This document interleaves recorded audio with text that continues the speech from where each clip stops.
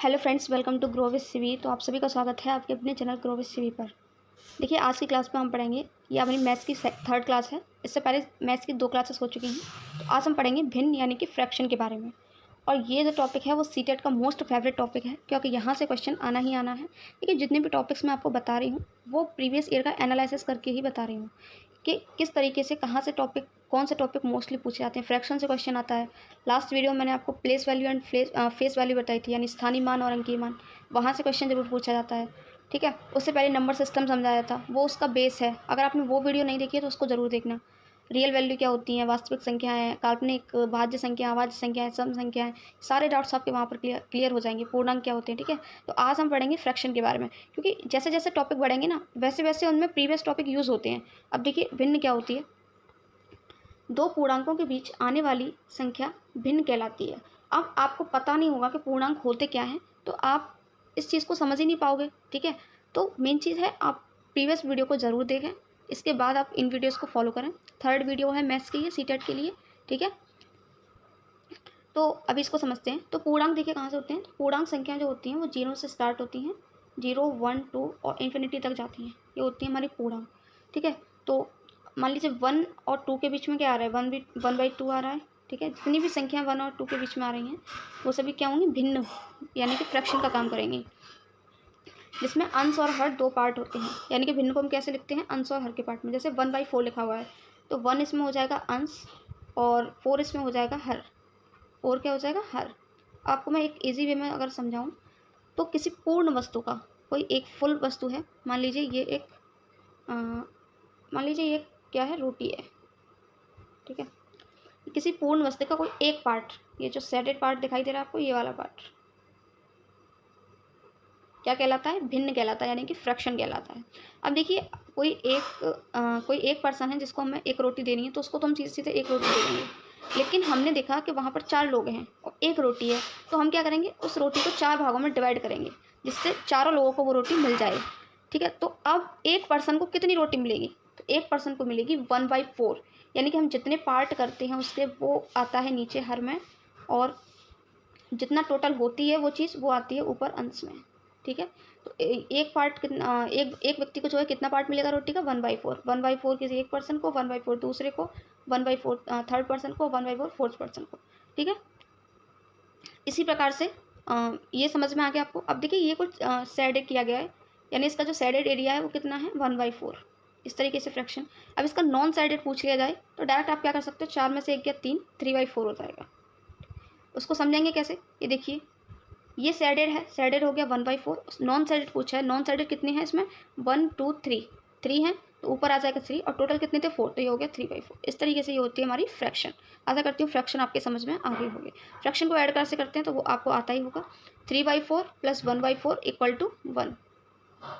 ठीक है, एलसीएम लेते हैं नीचे का, ये नीचे सेम है तो 4 आ जाएगा, 3 + 1 हो जाएगा 4, और ये हो जाएगा 4/4 से 1। ठीक है, अब हम पढ़ते हैं टाइप्स ऑफ फ्रैक्शन, यानी कि फ्रैक्शन कितने प्रकार की होती हैं। तो इसके भी कुछ 2 आधार हैं। पहले हम पढ़ेंगे समूह के आधार पर। समूह के आधार पर भिन्न 3 प्रकार की होती है। पहले देखेंगे कौन सी, पहली हमारी समान भिन्न, जिसको हम बोलते हैं लाइक फ्रैक्शन। कौन सी, लाइक फ्रैक्शन। तो जिसमें सभी हर समान होते हैं उसको हम कहते हैं लाइक फ्रैक्शन। हर क्या होता है मैं आपको बता चुकी हूँ, ऊपर वाली वैल्यू को हम अंश कहते हैं, नीचे वाली वैल्यू को हम हर कहते हैं। तो 5/4, 3/4, 7/4। हर देखो, इसमें भी हर 4 है, इसमें भी हर 4 है, और इसमें भी हर 4 है। तो ये हमारी कैसी फ्रैक्शन है, लाइक फ्रैक्शन, यानी कि समान भिन्न। नेक्स्ट है हमारी असमान भिन्न। ये इसका जस्ट उल्टा होता है, जिसको बोलते हैं अलाइक फ्रैक्शन, जिसमें सभी के हर समान नहीं होते। ठीक है, जैसे 2/3, 5/7, 3/4। यहाँ हर कितना है, 4, यहाँ हर कितना है, 7, और यहाँ हर कितना है, 3। तो तीनों में अलग अलग है हर। इसका मतलब ये कैसी भिन्न है, हमारी असमान भिन्न। नेक्स्ट है हमारी समतुल्य भिन्न। समतुल्य भिन्न को हम इंग्लिश में कहते हैं इक्विवेलेंट फ्रैक्शन। कौन सी फ्रैक्शन, इक्विवेलेंट फ्रैक्शन। ऐसी भिन्न जो आपस में समान हो उसको हम कहते हैं इक्विवेलेंट। यहाँ से क्वेश्चन पूछा हुआ है। अब देखिए, 1/2, 2/4, 3/6, ये तीनों ही भिन्न आपस में समान है। कैसे, पहली तो 1/2 है, ठीक है, दूसरी 2/4 है, तो ये अगर हम इसको काटेंगे तो 2 से 1 और 2 से ये 2 1/2 हो गया। और 3/6 को भी जब हम काटेंगे तो 3 से ये 2 कटेगा, तो ये भी 1/2 हो गया, यानी तीनों 1/2 1/2 1/2 हो गई। तो ये हमारी कैसी फ्रैक्शन होती हैं, समतुल्य भिन्न, यानी कि इक्विवेलेंट फ्रैक्शन। ये तो था हमारा समूह के आधार पर। अब हम पढ़ेंगे अंश और हर के आधार पर जो भिन्न है वो कितने प्रकार की होती हैं। तो अंश और हर के आधार पर भी भिन्न 3 प्रकार की होती हैं। पहली होती है हमारी उचित फ्रैक्शन, उचित भिन्न यानी प्रॉपर फ्रैक्शन। अब देखिए जिसका अंश छोटा होता है और हर बड़ा होता है, समझ में आया? जिसका अंश छोटा होता है और हर बड़ा होता है उसे हम कैसे हैं? उचित फ्रैक्शन। जैसे 3/4, 3/4 में अंश कितना है? 3 और हर कितना है? 4, यानी कि हर बड़ा है अंश से। 2/8, 2/8 में अंश कितना है? 2 और हर कितना है? 8, यानी कि हर बड़ा है अंश से। 5/10 में भी सेम यही है और 9/11 में भी यही है। ठीक है, तो वह भिन्न जिसमें अंश छोटा होता है हर से और हर बड़ा होता है वो हमारी होती है उचित फ्रैक्शन। अब आती है अनुचित। तो अनुचित यानी कि इम्प्रॉपर फ्रैक्शन। इम्प्रॉपर फ्रैक्शन क्या होती है? वहाँ पर देखिए अंश छोटा था हर से, यहाँ पर अंश बड़ा होता है हर से।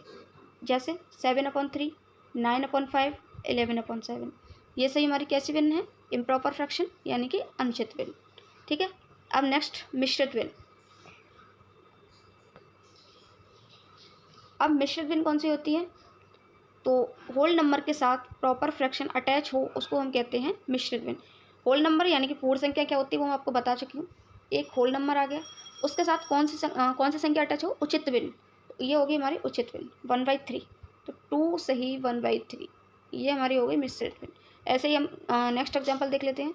तो ये 4 हमारी एक संख्या होगी पूर्ण और 2/4 कैसी भिन्न है? ये है हमारी उचित भिन्न। ठीक है, तो उचित भिन्न वो मिश्रित भिन्न वो होती है जो एक पूर्ण संख्या और दूसरी उचित भिन्न से मिलकर बनी होती है। आशा करती हूँ ये सारी भिन्नें आपको समझ में आ गई होंगी। अब हम देखते हैं कुछ क्वेश्चन जहाँ तक डायरेक्टली आपसे पूछा जाता है कि कौन सी भिन्न इसमें बड़ी है और कौन सी भिन्न इसमें छोटी है। कभी कभी क्या होता है ये पूछ लिया जाता है कि सबसे बड़ी भिन्न और सबसे छोटी भिन्न का अंतर ज्ञात कीजिए, उनको जोड़िए। ठीक है, तो हम ये देखेंगे कि हम कैसे ज्ञात करेंगे कौन सी भिन्न सबसे बड़ी है कौन सी छोटी है। देखिए उससे पहले हम ये समझ लेते हैं कि जो अनुचित भिन्न होती है यानी इम्प्रॉपर फ्रैक्शन होती है उसको मिश्रित भिन्न में कैसे बदलते हैं। वैसे ये पूछा नहीं गया है, ठीक है। मैंने इससे पहले जो आपको बताया था कि बड़ी भिन्न कौन सी है छोटी भिन्न कौन सी, ये पूछा जाता है ज़्यादातर मोस्टली, लेकिन अभी हम ये देख लेते हैं फिर भी। अब देखिए 11/3 हमारी कैसी भिन्न है? अनुचित भिन्न है, क्योंकि इसमें अंश बड़ा है हर से। तो हम इसको मिश्रित भिन्न में कैसे बदलेंगे? तो 3 का हम 11 में डिवाइड करेंगे, कितनी टाइम जाएगा? 3 टाइम। रिमाइंडर कितना बचेगा यानी शेषफल 2 बचेगा। तो हम इसको कैसे लिखेंगे? पहले आएगा हमारा ये भागफल 3, फिर आएगा रिमाइंडर यानी शेषफल, फिर आएगा 3। तो ये होगा 3 सही 2/3।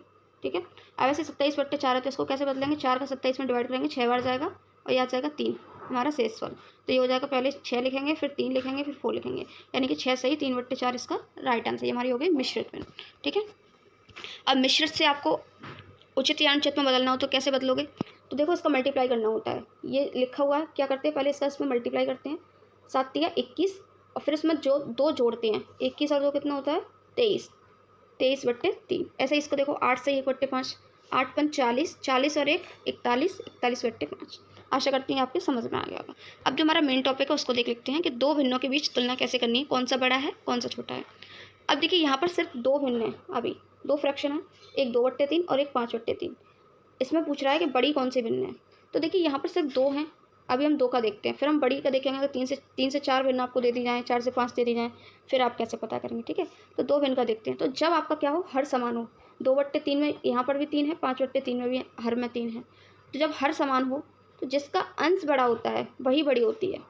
ठीक है, यानी कि 2/3 और 5/3 में हर बड़ा है, हर समान है दोनों का, लेकिन अंश किसका बड़ा है? तो अंश बड़ा है 5/3 का। तो यही हमारी कैसी भिन्न हो गई? बड़ी भिन्न। ठीक है, अब देखते हैं दूसरी में क्या पूछ रहा है? 3/5 और 3/7 में कौन बड़ा है। अब हम यहाँ देखेंगे कि यहाँ क्या बड़ा है, सॉरी पहले हम यहाँ देखेंगे कि हर समान है या नहीं है। तो हर तो समान नहीं है, यहाँ 5 है यहाँ 7 है, लेकिन अंश समान है, यहाँ 3 है और यहाँ भी 3 है। तो जब अंश समान होते हैं, जब अंश समान होता है तो जिसका हर छोटा होता है वो संख्या बड़ी होती है। कैसे? जैसे यहाँ पर है 3/5 और यहाँ पर है 3/7। ठीक है, ये दोनों इक्वल हैं, अंश बराबर है इसमें। तो जिसका हर छोटा होगा, अब देखिए हर किसका छोटा है? इसका छोटा है, वही संख्या क्या होती है? बड़ी होती है। यहाँ क्या था? जिसका अंश बड़ा होगा वो संख्या बड़ी होगी। ठीक है, कंफ्यूज मत होना, दोबारा देख लेना वीडियो को और राइट डाउन कर लेना, चीज़ों को रिवाइज करना, क्लियर हो जाएगा। ठीक है, नेक्स्ट 7/9 और 3/5 में कौन बड़ा है। अब यहाँ देखिए ना तो इसमें हर समान है और ना ही इसमें अंश समान है। तो कैसे निकालते हैं? तो आपको लिखना है पहले 7/9, फिर लिखना है आपको 3/5, इनका करना है क्रॉस मल्टीप्लाई। तो 7 का जब 5 से मल्टीप्लाई करेंगे तो ये आ जाएगा 35, और 9 का 3 से करेंगे तो ये आ जाएगा 27। अब ये देखो कि कौन सी संख्या, किस साइड वाली संख्या बड़ी आ रही है, किसका मल्टीप्लाई ज़्यादा आ रहा है। इस साइड वाली का ज़्यादा आ रहा है 7/9 का 35, ये इसका आ रहा है 27। तो 35 बड़ा है या 27? 35 बड़ा है ना, इसलिए जो बड़ी संख्या है वो कौन सी होगी हमारी 7/9। नेक्स्ट क्वेश्चन देख लेते हैं, इसी टाइप का है। 19/21 और 7/13 में कौन सबसे बड़ा है, कौन छोटा है, ये हमें ज्ञात करना है। ठीक है, तो अब इसमें ना तो अंश बड़ा है ना हर बड़ा है, सॉरी ना इसमें अंश बराबर है और ना ही हर बराबर। तो कैसे याद करेंगे, वही मल्टीप्लाई वाला प्रोसेस। 19/21 लिखेंगे, 7/13 लिखेंगे, क्रॉस मल्टीप्लाई करेंगे, 21 सत्ते 147। ठीक है, और 19 और 13 का मल्टीप्लाई करेंगे, ऑब्वियसली ये ज़्यादा जाएगा, 247 आ रहा है, तो ये हमारी कौन सी होगी, बड़ी संख्या होगी। और 7/13 कैसे होगी, हमारी छोटी हो गई। तो ये देखिए ये हो गया हमारा 19/21 बड़ी और 7/13 छोटी। अब देखिए ये आइसोओपी के आप समझते होंगे, ग्रेटर देन, जिस साइड इसका मुंह खुला हुआ होता है ना वो संख्या होती है बड़ी, और जिस साइड इसका मुंह बंद होता है वो संख्या होती है छोटी। ठीक, नेक्स्ट सेम इसी टाइप का है, आई होप कि आप कर लोगे। अब हम देखते हैं कि 2 से ज़्यादा, ये तो 2 भिन्न थी, 2 भिन्न में देखा हमने किस तरीके से छोटी और बड़ी संख्या ज्ञात करेंगे। अब जब 2 से ज़्यादा भिन्न दिए हों तो हम कैसे पता करेंगे, अब हम ये देखेंगे comparison between more than 2 fraction. अब हम ये देखेंगे 2 से ज़्यादा में, तो देखिए यहाँ पर कितनी सारे भिन्न हैं, 1 2 3 4 फ्रैक्शन दी हुई हैं। इसमें हमसे ये पूछा है कि सबसे बड़ी और सबसे छोटी भिन्न ज्ञात कीजिए। ठीक है, अब ये देखिए कि 3 से 4 में क्या डिफरेंस है, 1 का। 5 से 6 में क्या डिफरेंस है, 1 का। 6 से 7 में भी 1 का, और 7 से 8 में भी 1 का। तो जब इनका अंतर समान होता है, जब इनका डिफरेंस इक्वल होता है, तो जिसका अंश सबसे छोटा होता है वो होती है छोटी, और जिसका सबसे बड़ा होता है वो होती है बड़ी। अब इसमें ये देखो कि अंश सबसे छोटा किसका है, तो इसका अंश सबसे छोटा है 3। सबसे बड़ा किसका है, तो इसका सबसे बड़ा है 7। ठीक है, तो 3/4 होगी हमारी सबसे छोटी संख्या, और 7/8 होगी हमारी सबसे बड़ी संख्या। ठीक है, ये ट्रिक्स हैं, आपको याद रखनी पड़ेंगी कि किस तरीके से हमको निकालना है। अगर डिफरेंस सेम आता है सभी संख्याओं में, तो जिसका अंश सबसे छोटा होगा वो छोटी हो जाएगी, और जिसका बड़ा होगा वो बड़ी हो जाएगी। ठीक है, अब हम नेक्स्ट देखते हैं, ये तो इसी टाइप का है। डिफरेंस देखिए, इसमें भी 4 का डिफरेंस है, 4 का डिफरेंस है, 4 का डिफरेंस है, 4 का। देखिए सबसे छोटा अंश किसका है, सबसे छोटा अंश है हमारा 1/5 का, और सबसे बड़ा अंश है हमारा 9/13 का। तो ये होगी हमारी सबसे छोटी संख्या, ये होगी हमारी सबसे बड़ी। ठीक है, अब हम देखते हैं कि अगर अंतर भी समान ना हो तो हम कैसे निकालेंगे कि सबसे बड़ी और सबसे छोटी भिन्न कैसी है।